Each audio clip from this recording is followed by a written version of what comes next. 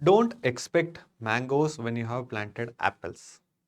बहुत सारे एस्पिरेंट्स अपने एसेस के मिस्टेक्स आइडेंटिफाई ही नहीं कर पाते, and that is the reason they continue to repeat it in the actual examination hall, and later on they wonder कि उनके एसे में बहुत कम मार्क्स क्यों आ रहे हैं। After reviewing hundreds of essays at Convert IS and I myself scoring 140s in all the times which I have given means, एक चीज तो मैंने ये रियलाइज की है कि lack of practice, lack of knowledge तो रीजन है ही आपके कम मार्क्स आने का, मगर सबसे बड़ा रीजन ये है कि you are continuing to do the wrong practices. And ऐसे में that one of the wrong practice is not understanding what an introduction is for an essay। अभी इंट्रोडक्शन जो होता है, it is a golden opportunity given to you. क्यों? अभी you are given a topic, right? UPSC आजकल जो है बस फिलोसॉफिकल टॉपिक्स पूछ रहा है, एंड उस टॉपिक का जो है you are having a particular understanding. अभी evaluator is holding a particular understanding. Philosophical topics की खासियत यही है कि आप दोनों गलत नहीं हो, यू बोथ आर राइट, मगर आपकी अंडरस्टैंडिंग जो है you have to convey it to the evaluator, and this bridge, ये जो भी गैप है, this is bridge by your introduction, and this golden opportunity is missed by many of your aspirants, most of the aspirants actually, because of various reasons. What I have identified कि basically you are doing this escapism पे थोड़ा rely कर रहे हो कि ऐसे तैसे करके आपको 12 पेज भरने हैं, बिकॉज इंट्रोडक्शन थोड़ा दिमाग लगाने वाला काम है, you don't want to do it ऐसे तैसे कुछ भी भर के, you want to move ahead. एक चीज तो वो हो गया। Second thing what I have seen is blindly copying। No doubt topper copies are one of the best resources if you want to make learnings, मगर जो टॉपर ने कर रखा है उसको आपके दिमाग लगाए बिना डायरेक्टली कॉपी करना पेपर में, that is the biggest blunder you are doing with your essays. And third thing, ये सेकंड थिंग का कंटिन्यूएंसी है।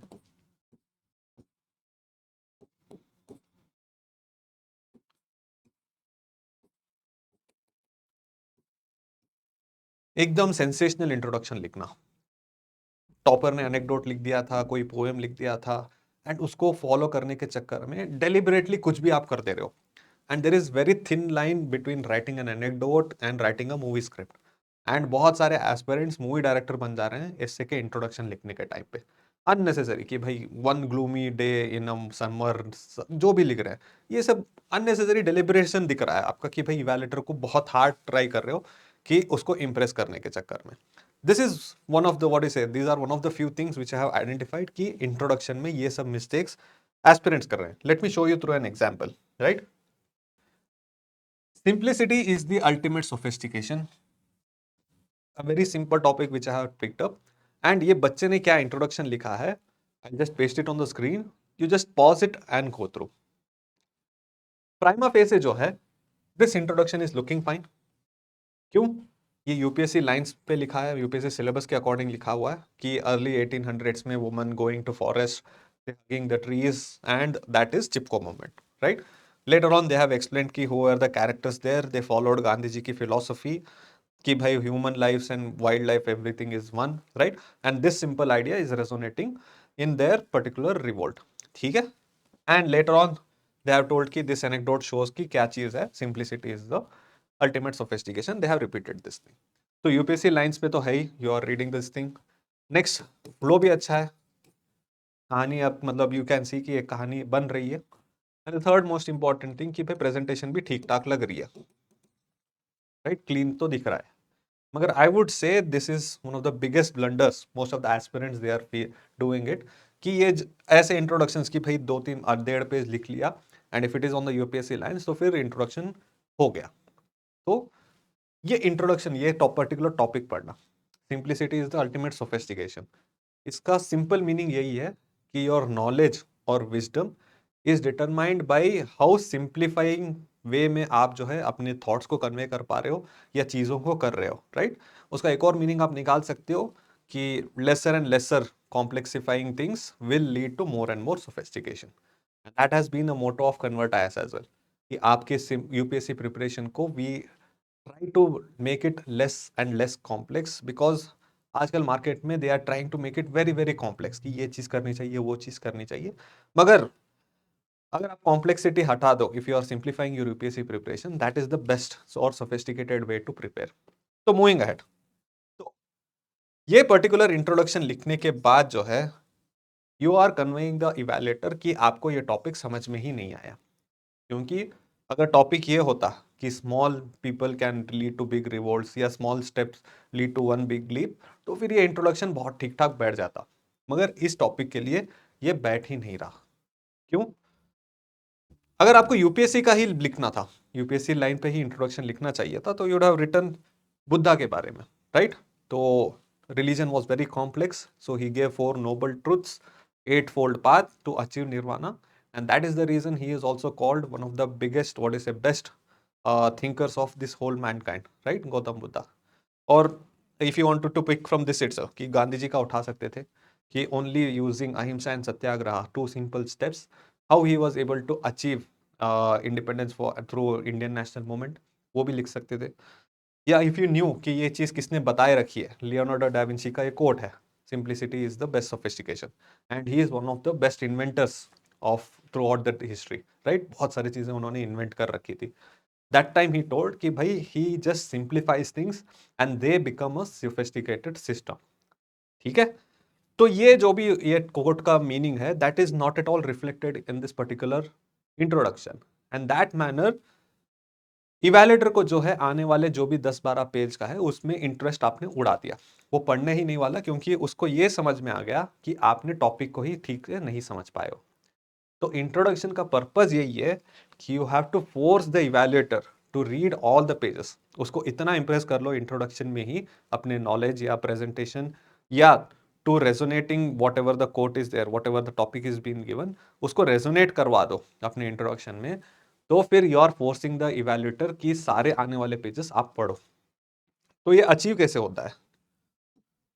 अभी ये बहुत फेमस कल्चर है, आपने मूवीज में या इंटरनेट में इसको देखा होगा। This is called David, it was sculpted by Michael Angelo. So this is considered to be one of the best sculptures. So when Michelangelo was asked कि how did he sculpt this, how did he achieve this, तो फिर उसका answer जो है बहुत famous है कि sculpting David was very simple. He just had to remove what is not David. तो इंट्रोडक्शन का भी यही मुद्दा है। एक्चुअली ये चीज भी आप इंट्रोडक्शन में लिख सकते थे। This also fits right to the particular quote which has been given. तो मतलब यही है कि जो चीज इंट्रोडक्शन में बैठ नहीं रही है उसको डेलिबरेटली फिट करवाना, that is the first mistake which you have to avoid. Second, there is a concept of opportunity cost. तो if you are writing something on these 2 pages, that means you are choosing not to write something. तो इसका मतलब यही है कि this has to be the best thing on the paper, or else you are incurring opportunity cost. And introduction का opportunity cost can be very very costly because it can cost you an attempt also. क्योंकि आपने ये तो चीज देख ली कि introduction ठीक lines पे लिखा नहीं है, तो फिर इवैल्यूएटर आपको बहुत एवरेज मार्क्स देने वाला है, because he is not going to read your essay at all, right?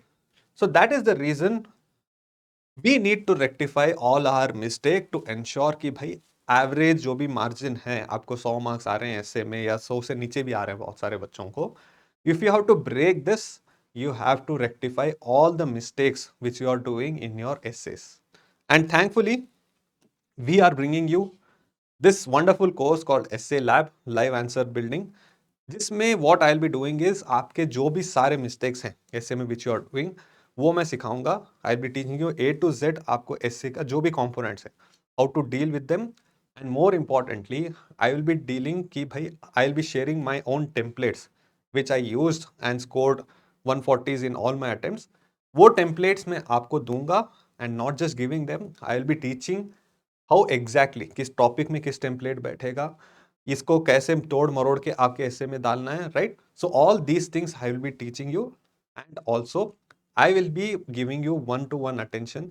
एक फुल लेंथ ऐसे जो है I will be having a Google Meet session with all the candidates who are registering, and ये जो भी mistakes आप कर रहे हो even after completion of the course, जो भी माइन्यूट डिटेल्स या जो भी माइन्यूट मिस्टेक्स रह जा रहे हैं आपके ऐसे में, आई will B rectifying them 1-to-1 so that you also can score 140 plus in whatever means you are giving. This is eligible for both 2026 and 2027 aspirants. Both can join them because essay is such a subject जिसके लिए जो है कोई specific पढ़ाई करने की जरूरत नहीं है, राइट?